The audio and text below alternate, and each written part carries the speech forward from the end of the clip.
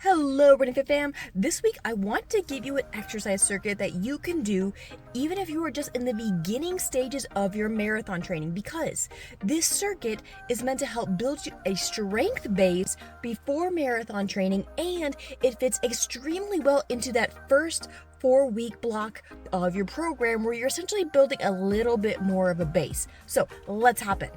Now, I know you're going to be tempted to skip this because you're going to say, oh, but I do these all the time, but you don't.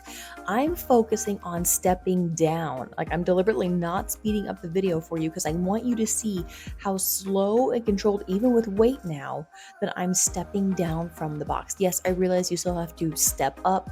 Ideally, you keep this all on the same leg. I realize I'm switching here. Ignore that. I was just trying to make sure that you got a clear shot.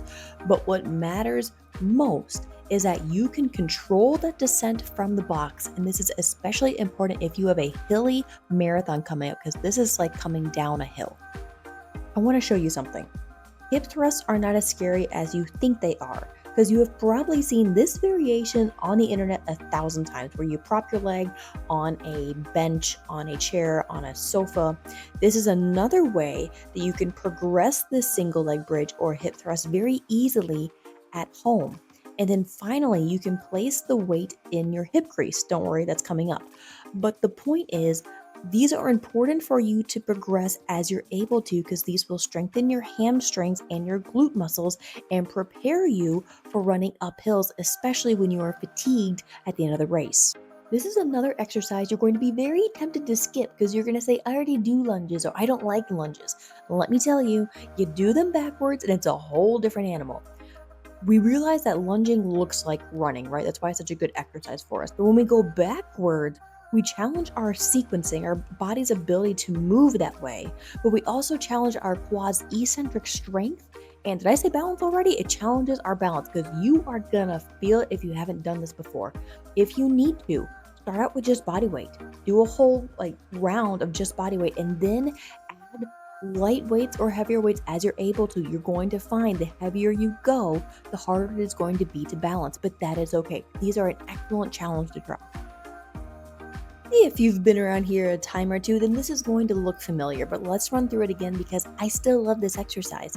I call this a runner's lunge row, and I point to my leg at the beginning of setting this up every time because I want this to be a reminder to you to put 90% of your body weight in the front leg and only 10% in the back. So think of this as a sneaky way to continue to work on quad, hamstring, and glute strength in a little bit more of an isometric way almost, while you're still working your upper body. Because think about it, even when you are running up a hill, running down a hill, finishing, kicking, whatever you're doing, your upper body still has to be strong. If it is not strong, you are wibbling, wobbling all over the place and your kick sucks. So avoid that and just work your upper body and your lower body at the same time. And you're back. A couple things about the strength circuit.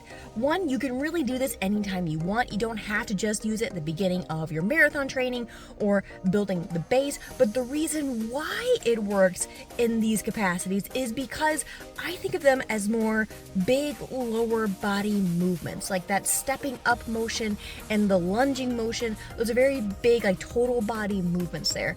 Personally, for when I design a strength program for marathoners, like towards the later part of their marathon cycle, especially during that peak week, which is really a peak month, and taper, I tend to focus more on maybe a little bit smaller or very focused strength exercises that look even more like running. Think a really elongated, like sprinting position rather than like shorter stride position.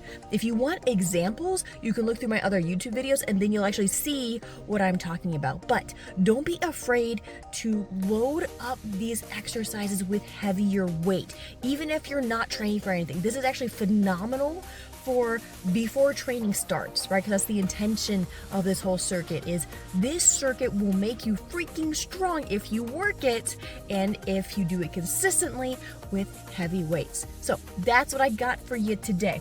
Couple things before you go. Don't forget to subscribe if you found this helpful at all. If you have any questions, comments, or ideas, topics you want covered, you know what to do. You leave them in the comments below.